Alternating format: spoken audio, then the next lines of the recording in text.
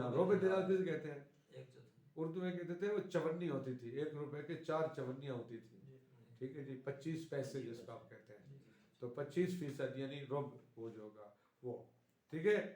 اچھا فرماتے ہیں دیکھیے یہ جو ہم نے کہا نا پہلا ثلث، دوسرا ثلث، تیسرا ثلث، یہ عادت کے مختلف ہونے سے مختلف ہوگا نا. کسی کی عادت 5 دن ہے تو پھر کم ہو جائے گا نا، پھر پورے 2 دن ثلث نہیں بنے گا، وہ ٹائم اکاؤنٹ ڈالیں گے. کسی کی عادت 3 دن ہے تو پھر 1 دن ہوگا. فرماتے ہیں وَيَخْتَلِفُ ذَلِكَ، یہ یعنی یہ سے مراد یعنی ثلث کا ملاحظہ کرنا، پہلا ثلث ہے، دوسرا ہے، تیسرا، یہ مختلف ہوتا ہے باختلاف العادت، عادت کے مختلف ہونے سے. وَمَا فِي حُکْمِ الْعَادَتِ، یا جو عادت کے حکم ہے، من التمیز والروایات. مثلا ایک عورت روایات کی طرف رجوع کرتی ہے، وہ روایات میں سے 10 والی روایت کو لیتی ہے تو پھر اس کو 3 ثلث مانیں گے. ٹھیک ہے جی. فل اولان، پس پہلی 2. فل اولان سے مراد اول لذات الستہ، وہی وضاحت کرے نا. پس پہلی 2 اول لذات الستہ، یعنی پہلے 2 دن کس کے لیے؟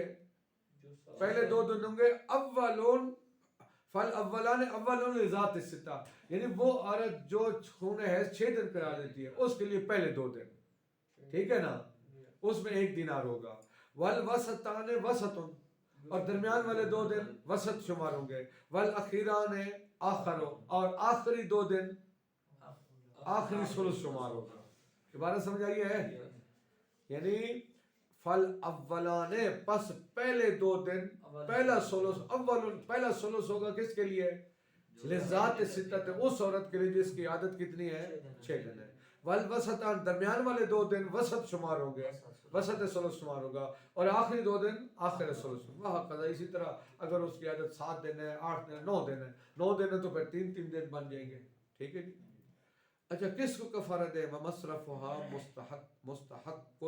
مستحق کفارت ہے، جو شخص عام کفارے کا مستحق ہے اس کو آپ دے سکتے ہیں. ولا یعتبر فیہ التعدد، اور اس میں یہ جو آپ وہ وتی کا جو کفارہ ہے اس میں تعدد معتبر نہیں ہے، یعنی آپ ایک بندے کو بھی سارا کفارہ دے سکتے ہیں. سمجھا گی بات؟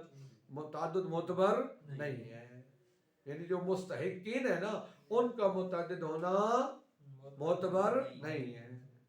اچھا جی، مثلا ماہ مبارک رمضان کے کفارے میں 60 مسکین کھانا کھلانا تھا نا، تو تعدد شرط ہے نا، یہاں تعدد شرط نہیں ہے. اچھا اب تھوڑے سے مکروہات. وَيُكْرَهُ لَهَا قِرَاءَةُ بَاقِي الْقُرْآنِ غَيْرِ الْعَزَائِمِ، سورہ عزائم کے علاوہ باقی قرآن کا پڑھنا مکروہ ہے. اچھا دیکھیے جنوب کے لیے کیا کہا تھا؟ 7 آیات تک پڑھ سکو، جو مجرم شخص کے لیے استثناء تھا. 7 آیات تک پڑھنا مکروہ نہیں تھا، 7 آیات سے زیادہ پڑھنا کیا تھا؟ مکروہ تھا. حیض کے لیے 7 آیات پڑھنا بھی مکروہ ہے، اس کے لیے 7 کا بھی استثناء نہیں ہے. فرماتے ہیں کہ وَيُكْرَهُ لَهَا، اس کے لیے حیض کے لیے مکروہ ہے باقی قرآن عزائم کے علاوہ پڑھنا. من غیر استثناء لسب، 7 آیات کا استثناء کیے بغیر، جبکہ جنوب میں 7 آیات تک پڑھنا مکروہ بھی نہیں تھا. 7 آیات سے زیادہ پڑھنا مکروہ تھا، لیکن حیض کے لیے 7 آیات کا پڑھنا بھی مکروہ ہے. وَقَضَا یکرہ، اسی طرح مکروہ ہے لہو، زوج کے لیے. سمجھا کی بات نا؟ قرائن سے پتہ چلے گا نا کہ یہاں لہو کا مرجع کون ہے؟ زوج کے لیے مکروہ ہے الاستمتاع، لذت حاصل کرنا عورت سے، بغیر القبول، آگے والی شرمگاہ کے علاوہ. باقی استمتاع لذت حاصل کرنا، وہ لذت چاہے جیسے بھی حاصل کرے یہ مکروہ ہے. مما شہید، اچھا شہید اول نے صرف ان کی عبارت کیا ہے؟ بغیر القبول، قبول کے علاوہ. قبول کے علاوہ دبر بھی ہے، جسم کا سارا حصہ بھی ہے نا. لیکن شہید ثانی فرما دے مما بین السرۃ والرکبہ، گھٹنے اور ناف کے درمیان. سرہ کہتے ہیں ناف کو، رکبہ کہتے ہیں گھٹنے کو. سرہ اور گھٹنے کے درمیان والے حصے سے استمتاع لذت حاصل کرنا اس کے لیے کیا ہے؟ مکروہ ہے. لیکن شہید اول نے مطلقاً کہا ہے. واضح بات. وَيُكْرَهُ لَهَا إِعَانَتُهُ عَلَيْهِ، یکرہ للحائض اعانۃ الزوج علی الاستمتاع. واضح بات. عورت کے لیے مکروہ ہے اس زوج کی اعانت کرنا استمتاع کے لیے. اعانت کرنا کیا مطلب؟ اس کے ساتھ راضی ہو جائے اور وہ بھی کہتے ٹھیک ہے جی بسم اللہ، تو یہ اس کے لیے کیا ہے؟ مکروہ ہے. واضح بات. الا ان یطلبہ، مگر مرد اگر طلب کرے، مرد حکم دے تبھی آؤ، تو پھر عورت کے لیے اس کا حکم ماننا واجب ہے. شرعی طور پر اجابت عورت کے لیے استمتاع وغیرہ کے لیے جماع کے لیے واجب ہے، وہ شوہر کو روک نہیں سکتی ہے. اب اگر شوہر اس کو حکم دیتا ہے پھر تو وہ یا طلب کرتا ہے پھر تو اس کے لیے مکروہ نہیں ہوگا. یعنی وہ طلب نہ کرے، دونوں کا پروگرام بن گیا، یہ خود اس کی خواہش تھی تو یہ اعانت کرنا یہ مکروہ ہے اس کے لیے. فتن فی الکراہۃ عنہا، اب اس عورت کے لیے کراہت کیا ہو جائے گی؟ کب؟ ہاں جی ہاں جی، اگر شوہر کیا کرتا ہے؟ طلب کرتا ہے.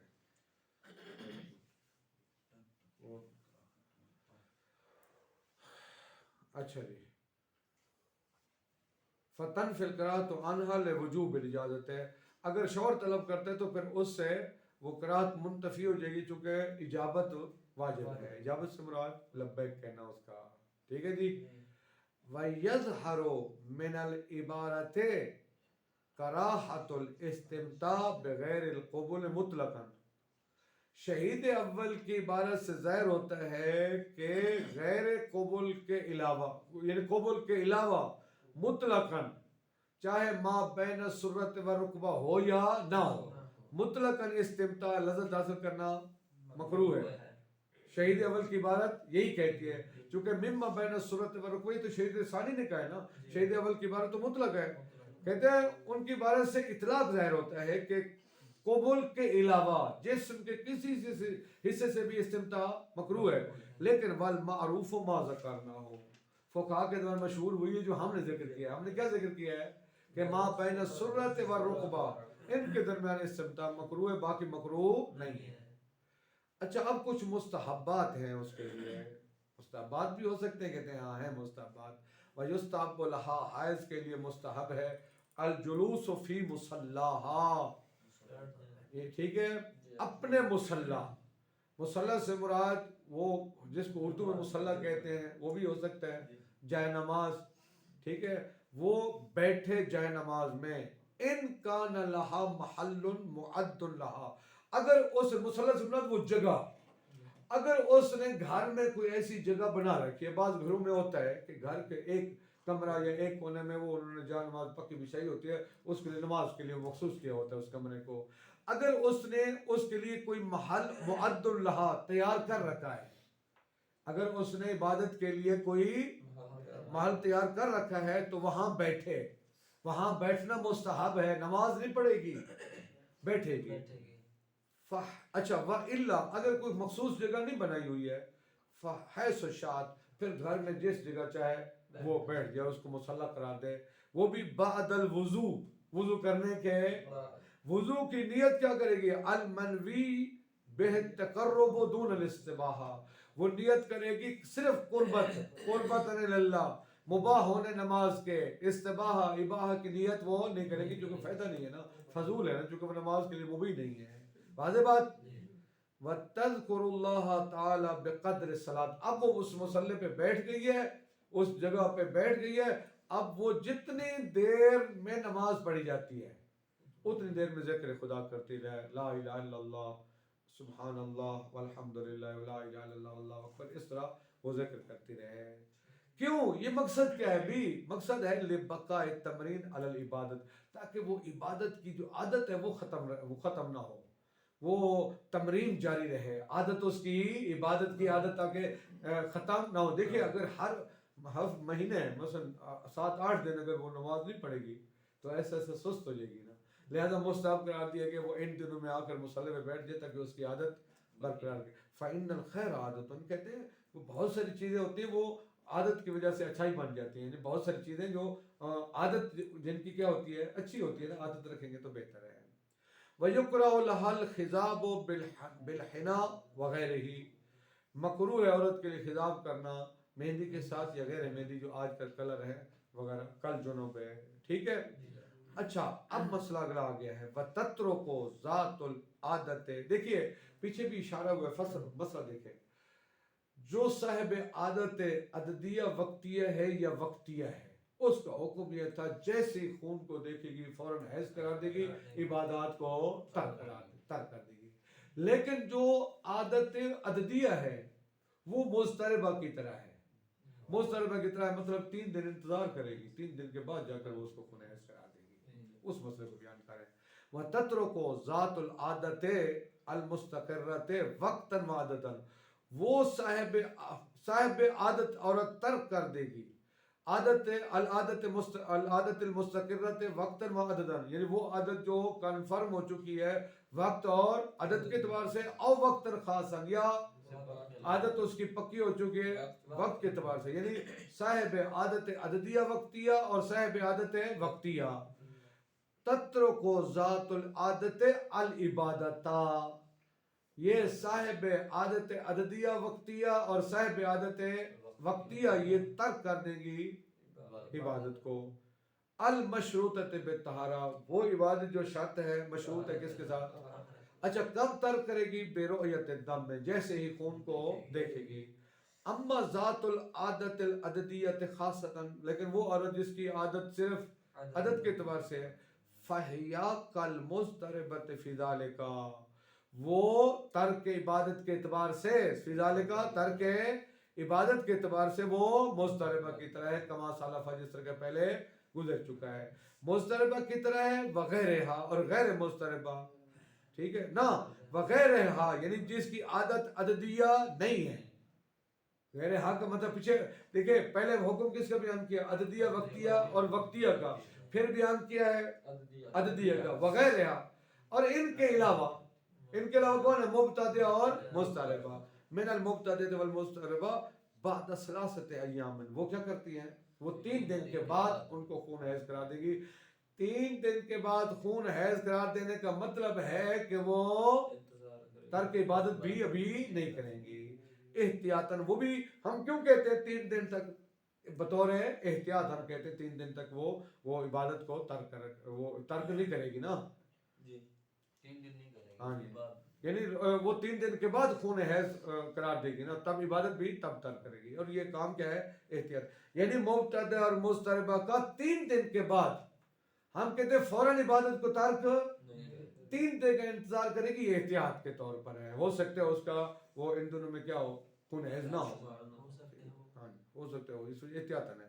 والاقوى جواز ترکہما برؤیتہ ایضا، اقوی کیا ہے؟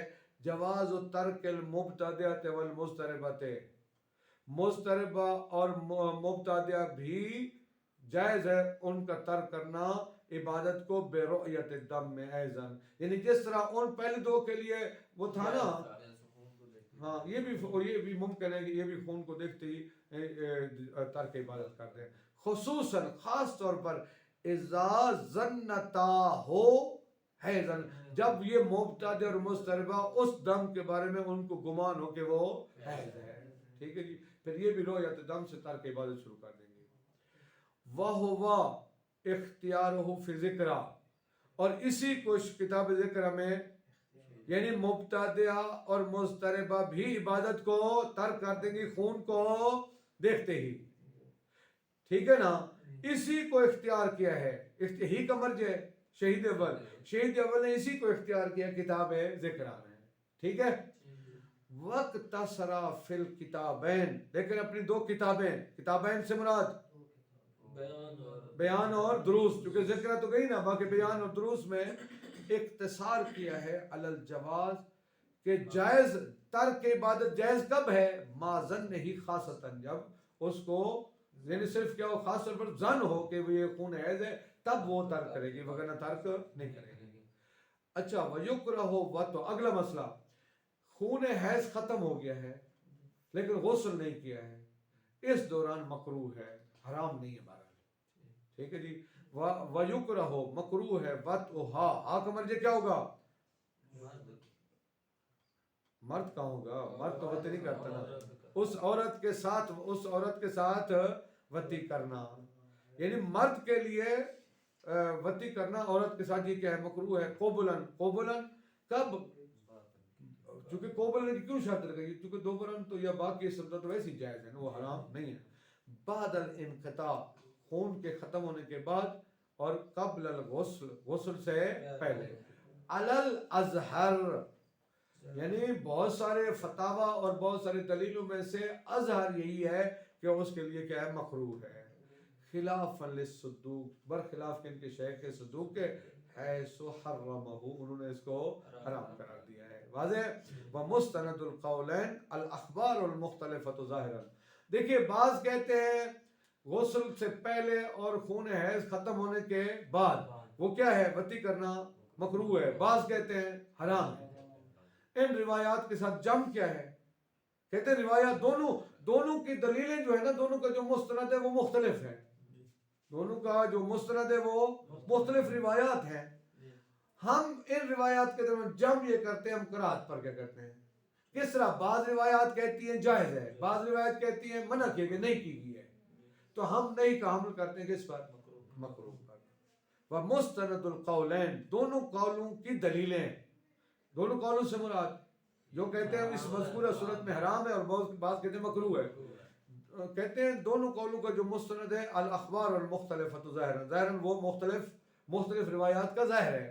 والحمل علی الکراہۃ طریق الجم، اور کراہت پر حمل کرنا یہ طریق الجم ہے، یہ جم کرنا ہے دونوں روایات کو. دونوں روایات کا جم کس طرح ہے کہ جو روایات کہتی ہیں، ایک روایت کہتے ہیں جائز ہے، بعض روایت میں نہیں ہوئی ہے، تو نہیں کا ہم حمل کرتے ہیں کس پر؟ کراہت پر. یہ جم ہو جائے گا. والآیۃ ظاہرۃ فی التحریم قابلۃ للتأویل. توجہ فرمائیں، قرآن مجید کی آیت ہے، وہ فرمایا کہ وہ آیت یہ یسألونک عن المحیض قل هو اذن فاعتزلوا النساء فی المحیض، عورتوں سے حیض کی حالت میں جماع نہ کرو حتی یطہرنا. ٹھیک ہے، یہاں تک کہ وہ، اب یطہرنا بھی پڑھا گیا ہے، یطہرنا بھی پڑھا گیا ہے. دیکھیے اگر باب تفعول بھی ہو نا، یطہرنا بھی ہو، تو باب تفعول بعض کا ثلاثی مجرد کے معنی میں ہے. کہتے ہیں اگر یہ جو آیت ہے، آیت کا ممکن ہے کوئی یہ معنی لے کہ بھی آپ عورتوں حیض کی حالت میں قریب نہ جاؤ جب تک کہ وہ طہارت شرعی حاصل نہ کریں، غسل نہ کر لیں. لیکن اس کی تعویل یہ بھی ہو سکتا ہے یطہرنا، اس کو ثلاثی مجرد پڑھیں، یعنی یطہرنا سے مراد ہے حیض آنا ختم ہو جائے. لہذا اس آیت کا ہم وہ تعویل کریں گے کہ یہ ثلاثی مجرد کے معنی میں ہے، مطلب ہے حیض کا آنا یعنی منقطع ہو جائے. یعنی اس کا مطلب آیت کہہ رہی ہے جب تک منقطع نہیں ہے حرام ہے، منقطع جب ہو جائے گا اب حرام نہیں ہے. والآیت، جو آیت ہے ظاہرۃ، وہ ظہور رکھتی ہے فی التحریم، یعنی وہ آیت جو تحریم میں ظہور رکھتی ہے، قابلۃ للتأویل، وہ قابل تعویل ہے، ہم اس کی تعویل کرتے ہیں. پڑھیں آگے، بس کریں، تھوڑا سا رہ گیا، ٹائم کافی ہو گیا. صلی اللہ علی محمد وآلہ الطیبین الطاہرین المعصومین. اللہم صلی علی محمد وآلہ